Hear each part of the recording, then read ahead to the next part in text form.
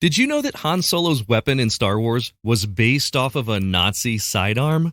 The internet says it's true. Welcome back to The Internet Says It's True, where every week we learn something that sounds like I made it up, but it's really true. Part of the WCBE podcast experience. My name, as always, is Michael Kent. Thank you for joining me.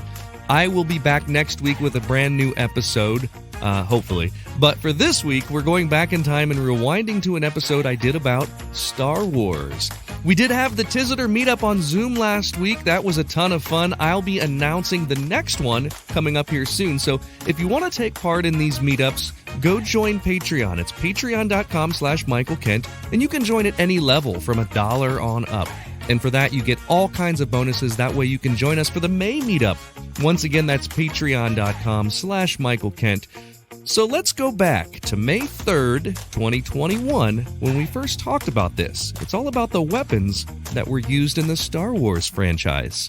Michael, what's going on, man? Listen, this is Josh from Indianapolis, Indiana, home of the Indianapolis Motor Speedway. Hey, I was wondering if you've ever done an episode about the weapons in Star Wars. Now, I had heard that Han Solo's blaster was actually based off of a Nazi handgun. Now, I don't know if that's true, but can you confirm that for me? Thanks, dude. This is pretty interesting, and I have some knowledge about this, which I'll get into in a bit. But first, there's a famous scene in Episode 4 of Star Wars. This was the first Star Wars movie, A New Hope. Luke Skywalker, Obi-Wan Kenobi, and the two droids have left the cantina at Mos Eisley Spaceport, and we see Han Solo back in the cantina, greeted by a bounty hunter named Greedo. The two have words. Greedo threatens Han, and then Han's blaster shot kills Greedo, and he leaves the bar. The age-old question in Star Wars nerd circles was, who shot first? And it mattered, because this is the first time we meet this man who's a main character, and we should know whether or not he would shoot someone without being shot at. And the controversy got fueled even more when the re-release of the film in 1997 edited in Greedo shooting Han first and missing, and then they had to later edit it again to make the two shots more simultaneous. George Lucas has said that the original storyboard had Greedo shooting first and missing, but we're not here to talk about who shot first, even though it was Han and the original script says it was Han. We're not here to talk about that. We're here to talk about what Han was shooting. So bookmark that for a second. I have an older friend whose father fought in World War II, and he showed me this gun, a German Mauser C96. His father got it off of a German, and it had a big red number 9 inscribed into the grip. What was interesting about this gun was that it didn't look like the normal handgun. The middle section of it was big and square, and it had a wooden carrying case that doubled as a shoulder stock. You could take the gun out of the case, close the lid, and attach the case to the back of the gun as a brace. And I know you might not be people who are into guns, but this thing has a long history. If you look up the origin of the Mauser C96, it's much older than I thought it was. It was designed by Joseph Fidel and Friedrich Federline. It's three German brothers or something. Anyway, it was sold to governments, civilians, and military officers. It predates the First World War. It goes back to 1896, and it was actually used in the Boer Wars. For a time, it was a very popular gun in the British military, but it became primarily used by Germans in the First World War. Some German soldiers used them in World War II. So yes, it was actually a gun used by Nazis. It's been released in versions that fire 7.3mm and later 9mm, and its most well-known nickname was the Broom Handle because of the rounded grip that resembles the end of a broomstick. It's also been known in Ireland as the Peter the Painter from its use in the Easter Rebellion and the Irish Civil War. Even Winston Churchill used a C96 broom handle in the 1898 Battle of Omdurman. The gun was even the standard issue for police in China for a time. It's a really strange-looking gun. Some of them used a magazine that would feed from underneath, and some were clip-fed from the top. There were dozens of variants, which is a thing that happens when a firearm is in use by militaries for such a long time. Everyone wants their own custom version of the gun. The Mauser Company produced about 1 million of these guns from 1896 all the way up to 1937. It was a very popular gun, even though it's not commonly seen today. now we're going to jump forward in time 40 years to the creation of the Star Wars blaster. But first, if you love listening to this podcast every week and you want to show your support, that would mean a great deal to me. You can do that by becoming a Patreon member. We've got members at all levels, whether you want to pledge $1 a month or $10 a month. Just think about the value that you receive from this show. And if you like the histories and the stories that you learn about or the jokes that you hear, and if you think that they're worth it, consider signing up. For that, you get every episode ad-free and a week early, access to bonuses like the unedited videos of the guest appearances, and 20% off all merchandise. You can sign up today at patreon.com/Michael Kent. That's patreon.com/Michael Kent. There was a time that humans used 100% organic products as healing balms and moisturizers for their skin. Well, I've partnered with an awesome company that wants to get back to those times. Fatco sells organic and responsibly made tallow-based skincare products. For centuries, humans used tallow in skin moisturizers and healing balms, but unfortunately, the topical application of these fats seemed to stop around the same time that animal fats stopped being considered part of a healthy diet. A lot of modern skincare products do more harm than good by stripping your skin of its natural oils. Let's change that. You can try them out now at fatco.com and get 15% off your order by using my promo code INTERNET. Go to theinternetsaysitstrue.com/deals for the link. It's 1977, and George Lucas is creating this space film. The budget was only $11 million, which was not a lot for a movie of its scope.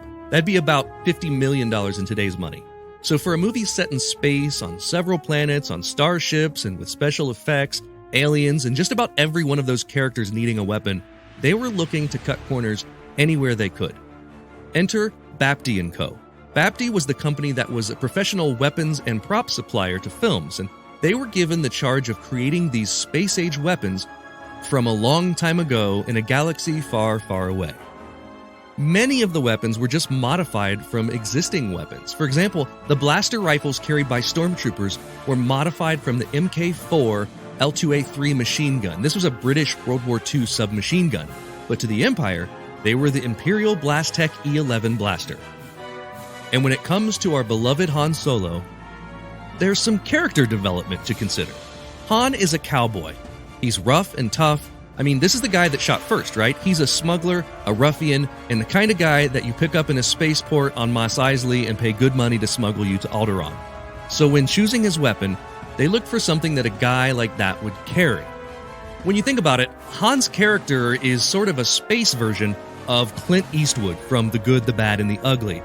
There was a time in the Old West in which cowboys started being overrun by a newfangled world with new technology and trains and just a faster moving world, and that's Han Solo. He's an old-fashioned space smuggler. If he were in the 20th century America, he'd be sporting a six-shooter. The gun that Solo carries is called the Blastech DL-44 blaster pistol. This is what it's called in the fictional Star Wars universe. It's said to be a standard weapon of both military and civilians in the galaxy and fires, quote, cohesive bursts of light-based energy called bolts. It's capable of piercing stormtrooper armor, and it's accurate but said to overheat quickly.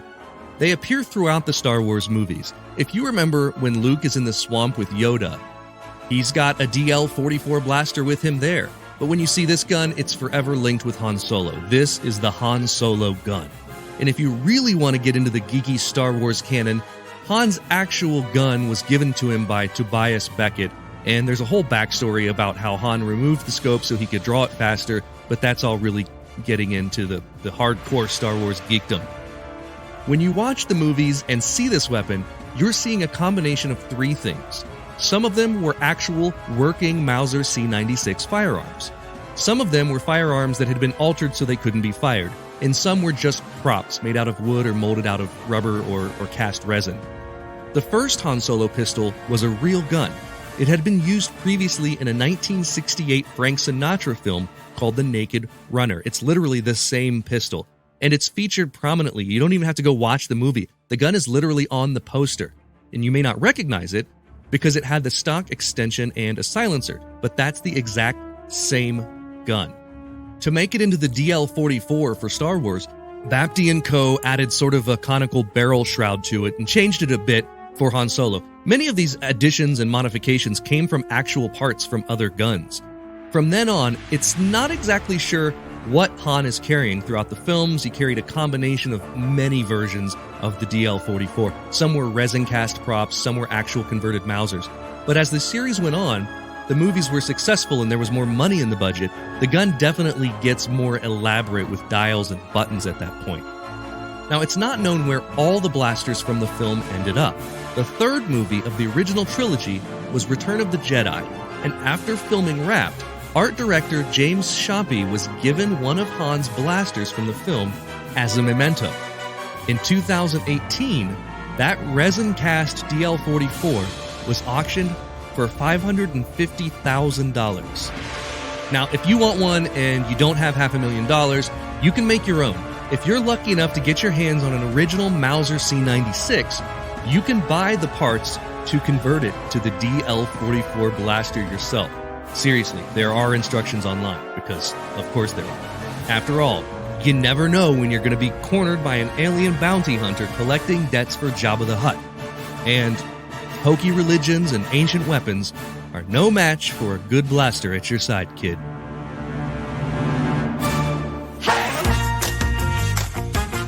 Now it's time for the part of the podcast where I call a friend and quiz them. Today I'm calling Jay Black. Jay is a comedian, author, producer, and screenwriter. Jay Black, welcome back to The Internet Says It's True. I appreciate you taking some time for us this weekend. Absolutely. Anything to avoid my family, Michael. Oh, no. We were just talking about how we both had to make Home Depot runs today. Yes. And it's just a madhouse because it's nice outside. Yeah, everybody's out there. And wood prices, I never thought I'd be aware of wood prices. Wood prices through the roof. Well, thanks to Ben Shapiro, I think. Everybody saw Ben and was like, I got to go there and buy individual wood in wrapped plastic bags. Put my lumber in a bag, please. Paper or plastic. Yes. Yeah, man, it's been nuts. I was actually also buying lumber because I've been working on repairing the fence out back in our backyard. So it's been a thing. I'm buying lumber to build my wife a Mother's Day present. Wow. So what are you allowed to say what you're building? I'm building a chair to match the couch I made her last year. You built a couch? Well, an outdoor couch. So it's not. There's no fine woodworking going on here. It's basically just smashing 2x4s together until something reasonable comes out of it. Do you do you find plans online to learn how to build a couch? Mm-hmm. You go I have a miter saw. I've got a drill. And I've got self-tapping deck screws, and I'm good to go, baby. Nice. Fantastic. That's great, man. That's ambitious. I was proud of myself last summer for building shelves in the garage. That's less fun than building a couch. Yeah, right. You don't get to enjoy it all the time. And to any young men listening at home, what I would just say is get into woodworking or anything like that, because it is time they leave you alone. They go, he's out building me something. I can't go yell at him. Yeah, and you know what it is for me? It's podcast listening time as well. Yeah, you just put on headphones and relax. Yeah, I mowed the lawn just before we jumped on this Zoom call, and that's when I really catch up on podcasts. I can listen to like one full-length podcast mowing. I don't have a large lawn, but it's enough to, it takes me just about an hour. So I can get like a good podcast listen in with no distractions. What you learn about all that stuff is like men traditionally do that. I thought not because of any kind of sex differences, just because it's like, no one yells at me when I'm out doing work. So I'm just going to go do work for as long as I possibly can. Yeah. Tell me you're married without telling me you're married. Yeah. Well, for question number 1 today, I know that your son Keen loves magic, or at least did when he was younger. And if you who doesn't? Everyone loves magic. Yeah. If you get this first question right, I will personally teach Keen a magic trick via Zoom. We can schedule that. Right. We'll get it done. If you miss this first question, I'll leave him to learn whatever he wants on YouTube. That could be some crazy stuff. You can learn anything on YouTube. Yeah, he'll get radicalized. He'll watch 7 videos and all of a sudden come home and go, Dad, I think I want to join the Ben Shapiro podcast. Yeah, our friend Asia, the poet. I was watching, his son is big on, like, loves watching YouTube videos, and he's been watching the, like, torture test iPads to see how strong iPads are.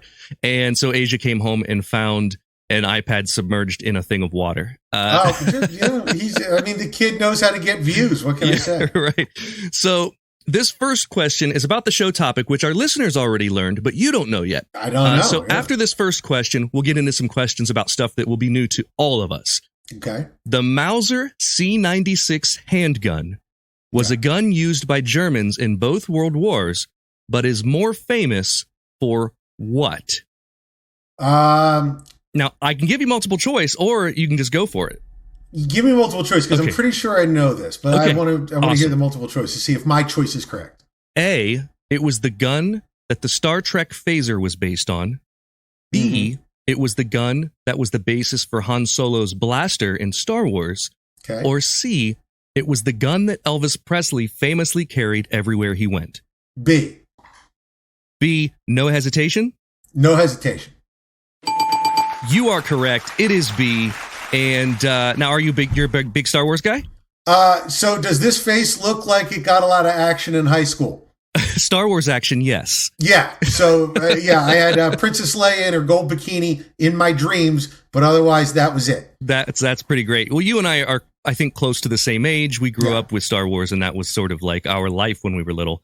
So it's understandable, which means I will teach Keen a magic trick. You let me know when, anytime. I will teach him a magic trick via Zoom, and we will not end the call until I know that he knows how to do it, so he can go perform it for his kids at school. 100%. For his friends. I love that. It'll be the only non-pornographic thing that he does on the internet. How old is Keen now? 13. Oh, that's the age. That is the age. I don't know for certain. I'm just going by biology. What is that, 8th grade? Well, 7th grade for him. But okay, 7th grade. Wow, yeah, that's the age, man. Question 2. Quick backstory on this next question. A few weeks ago, one of the questions on this quiz forced me to repair the fence in the backyard, and I did that. Yeah. But there's this one section with, I'm not happy with my handiwork. It looks awful. I didn't take the time to space it correctly. The boards are crooked. It looks like meth teeth. It's bad. If you get this one right, I will go out there and redo that section as soon as we're done. Okay, great. Wilrow Hood is a character that appeared on screen for 1 second in The Empire Strikes Back, but created a weird cult following. He appears carrying an item when Cloud City is invaded by the Empire. Since then, toys have been made of this character. I know this right now. I know what it is. This is amazing. Since then, toys have been made of this character, included with the item as an accessory. He's a popular subject of cosplay. People dress up like him, and he's often referred to by the item. I'm not even going to give you multiple choice. This was the ice cream maker, right? This is the ice cream maker. Yeah. Unbelievable. Yep. This is the ice cream maker, and you got it right, my friend. Every time I answer one of these questions quickly, you get a little bit more insight into what high school was like, right? Like, it's like you're at the point where it's like, I know he didn't go to prom, but did he go to any dances? I mean, that's where we're at right now. I called the right person for this week. This is amazing. Now, Wilrow Hood is often referred to as the ice cream maker guy. The prop he's carrying looks a lot like a 70s ice cream maker, but it's actually something called see if you know this one. Do you know the correct name of what the device is? This is deep weeds stuff. No. It's a Camtono, which is a kind of safe, and it was brought back by Jon Favreau in an episode of The Mandalorian. Really? To hold Beskar. So oh my goodness. He honored the sort of cult following about the ice cream maker and brought it back. I think it's the first episode of The Mandalorian, but I'm not quite sure about that. Did you ever see Can't Buy Me Love with Patrick Dempsey? Is that the African Anteater dance? The African Anteater dance. Yeah, that's what I was about to bring up. Yeah. I feel like all of these little Easter eggs is for the African Anteater dance people, so that when you see them, you can go, oh, African Anteater dance. Yes. Or whatever. It is. Yeah, it's a nod and a wink and rewarding loyalty of nerds, which is fantastic. We love it. So what was our so I have to go fix the fence, man. Now, buddy. Yeah, it's already fixed. It's just fixed badly. So I will go out there and undo all the boards, redo them in a way that is straight and looks like it has had orthodontics for fences. I like that. Question 3. If you get this one right, I will give you a coveted Tell Me What to Google sticker. I was probably supposed to mail you one of these from last time you were on. You can just send 2. Yeah, as most listeners know, these are the stickers I had made for the previous title of the show. Change the name of the podcast, have 200 of these. Right. So in this episode, we referred to the bounty hunter Greedo. In The Empire Strikes Back, we meet a few more bounty hunters, and one of them looks like a giant green-skinned lizard wearing a spacesuit. Okay. His name is Bosk, and he's a Trandoshan. True or false? The flight suit that Bosk wears in the film came directly from an episode of Doctor Who. I'm going to say false. This one was true. It's amazing. Now, the iteration of Doctor Who was called The 10th Planet, which aired in 1966. So this is a decade before. And it's not known whether it's the actual literal costume from that episode or they studied that costume and put it in as sort of an Easter egg, just like what we were just talking about, where it's like a nod and a wink to the Doctor Who fans who are now watching Star Wars. But it's designed exactly the same. If you look at the two side by side, every little detail is there, every clasp on the uniform, every button, and it's being worn by this green lizard guy, Bosk. So pretty interesting stuff. That's insane. And I will say this, for all of my nerddom, I've never been a Whovian. I haven't either. Yeah. And I like, back in my day, in the olden times, if you were into British stuff, like I love Monty Python. You know what I hate? People who like Monty Python. Right? So it's like, there'd always be like, because I ran in nerd circles, but even among the nerds, there'd be like people who just like quoted the Knights Who Say Knee, and I just wanted to elbow them till they stopped. So the Doctor Who kind of falls under that category. I had a friend in high school who knew by heart the credits of Holy Grail. But yeah, I was never a Whovian as well, but I can see the intrigue. I understand it because like right now I'm doing Star Trek and I never watched Star Trek as a kid. I'm watching it for the first time. The original or Next Generation? I finished the original series last summer and now I'm on the Next Generation. Which season? Season 2 of the Next Generation. The writer's strike season. Is that right? Yeah, so that season there was a writer's strike. So like, if it seems a little weird, some of the episodes... They're weird, but some of the episodes are absolutely fantastic. That was the Measure of a Man one, right? That was the one I was about to mention. Like, I almost cried. That's with Commander Data. Where they are... And it has a slavery subplot, like the undertones of slavery, and it's... And, you know, Captain Picard goes and talks with Whoopi Goldberg in the bar saying, like, what do I do about this? And she gives him this idea that, you know, if Commander Data isn't in charge of his own autonomy, then we're basically approving the concept of slavery for robots. Yeah. So, or for androids, I should say. Yeah, really, really interesting stuff. Some of the listeners right now are like, oh my God, this show has gone, this podcast has gone complete nerd. No, it's important because if you let robots be slaves, then you got a Matrix on your hands. Yeah. It's a 1-2 punch. Robot slaves, Matrix. It happens every time. Yeah. I would never think that I'd agree with a slippery slope argument like that, but I am all for android autonomy. Yeah. So 100%. I don't want to be Matrixed. We could be right now and not know it. I hope so. The moral of the story, Jay, is that I still don't have to send you any stickers. But I will. I'm happy to. But, you know, I got to go to the post office. It's a whole thing. Yeah, no, don't worry about it. So, question 4, if you get it wrong, you have to work in... I'm so happy about this. I'm proud of myself for remembering this from the last thing, and I really want you to get this one wrong. For this question, if you get it wrong, you have to work in a phrase of my choice in your next screenplay. This is huge for me. Wow, this is high stakes. It is high stakes. And normally I've been saying to people on this, like in your next podcast or in your next virtual show or whatever.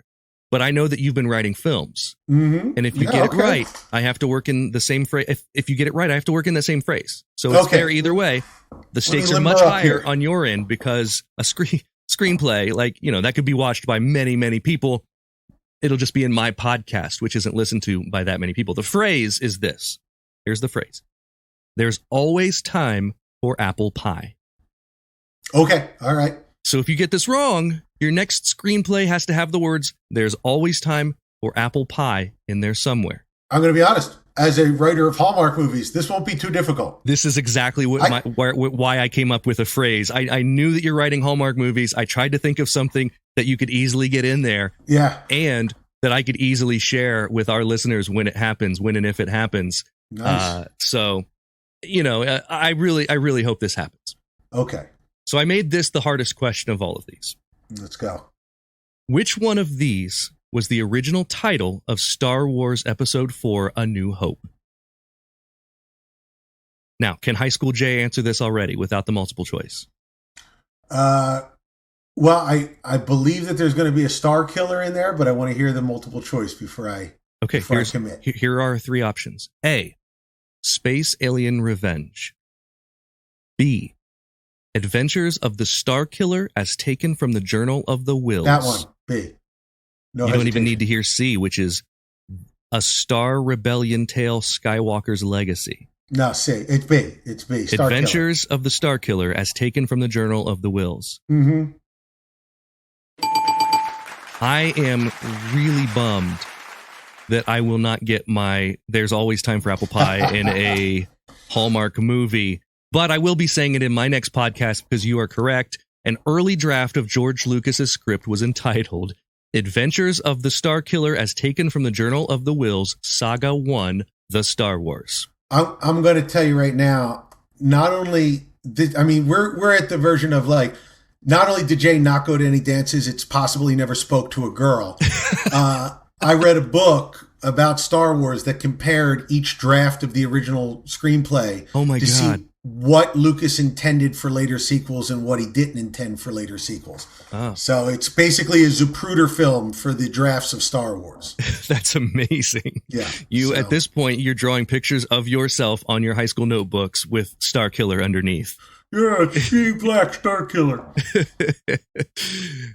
I could not have picked a better person for this week. I'm so happy right now. You could subconsciously, you knew who's the biggest dork that I'm in regular contact with. I didn't. I haven't talked to you in a while. I just wanted to have you back on the show. Real fast, at my wedding, every table was named after a Star Wars planet.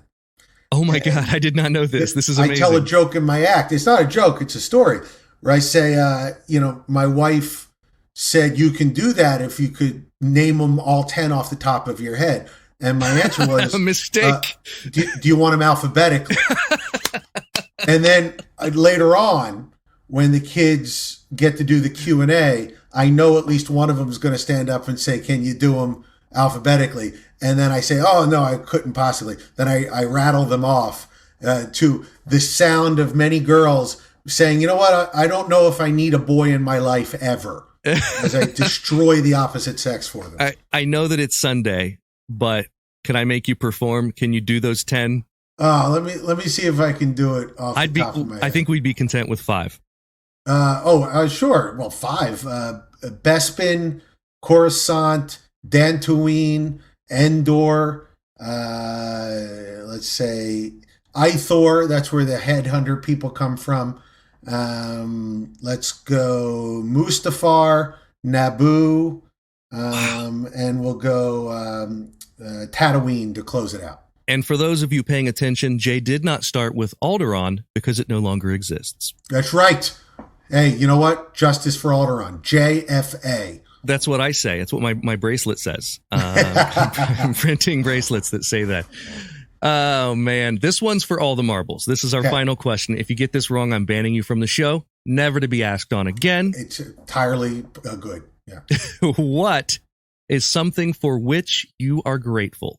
Let's see. Okay, here's one that I got invited on a podcast that just so happened to be Star Wars trivia, which is, better than if I'd come on and you're like, "Hey, we're going to do 18th century ballet." I'd be like, "You know what, Mike, I'm out." Well, I did not know either way. Yeah. I would be so happy if you knew 18th century ballet, but I am eternally grateful for that the Star Wars trivia as well. And I'm grateful that High School Jay, with this knowledge, was able to find love. Yeah. I oftentimes, real quick, 25th high school reunion, I get a call from the person who's organizing it. and they say, Jay, we're not getting anybody to like sign up for the 25th reunion. Would you mind doing a set so that we could maybe get more people to come? And I said, I'm unavailable. I got a gig that weekend. I can't do it. But just so that I can get this straight, are you saying that more people might come to a high school party because I'm there? And they were like, I guess technically. And I was like, if you could just say that again, I hope it reverberates back through time so that 15-year-old me can hear it and maybe be at peace. That's so good. So good. Well, before you go, I want to share with you something, and our listeners won't get to see this, but I will post it on my Instagram. Cool. A few years ago, Disney did this. They allowed you to get a 3D scan of yourself. Whoa. This is me. That's my face frozen in carbonite. Oh, my God. So they would do a 3D scan of your face. And, you get several options. I chose the one where I'm really wincing and hurting from the carbonite because it's cold. And then you get this whole thing. I'm sure I paid a lot of money for it, but it's so worth it. I thought you'd get a kick out of that. Listen, you should have paid back Jabba, or else you would have been let out of that carbonite by now. You won't. It's something that you got to experience at least once in your life. Anybody that dumps their spice at the first sign of Imperial cruisers is not good for smuggling. Well, listen, I am still here, and all that's left of Jabba is like an eyeball. The rest of him completely, rubber doesn't handle well over time. So rest in pieces, Jabba. Yeah, take that. Thank you so much, Jay, for coming on this podcast again and taking time out of your Sunday to join me here. Please follow Jay on Twitter. His Twitter name is JayBlack_is_funny. JayBlack is funny, and his tweets make me laugh on a daily basis. Thank you again, sir. It's great to see you. Thank you, buddy. Thanks for having me. That's all for this week. Thanks to Josh for the show topic and to Jay Black for being a guest. Go hit the Patreon if you want to see the video unedited of the guest quiz or to hear bonus episodes. Also, if you learned something that you didn't already know from my show, please go over to iTunes, leave a review with 5 stars and a few words. That's the rule. You got to do it. That helps me a ton because that's how the algorithm works, to get the podcast suggested to more people. And that way we can keep learning something new if the internet says it's true. The Internet Says It's True would like to thank the Patreon subscribers whose monthly contributions put them at producer status. Sean Brown, Catherine Morgan, Taylor Hurt, Tony Ford, Bryce Swanson, Mitch Joseph Kempler, Andrew Joseph Kempler, Alan Sekulic, Eugene Anderson, Matt McVeigh, Jim Martin, Joanne Martin. The show is written and produced by me, Michael Kent. The theme song is by Finite Music Forge, and additional music this week was from Aaron Kinney. All audio clips in this episode are used for education and commentary and used under Fair Use Title 17 U.S.C. Section 107. You can listen to past episodes by searching for The Internet Says It's True wherever you get your podcasts, and you can see bonus content at patreon.com/Michael Kent.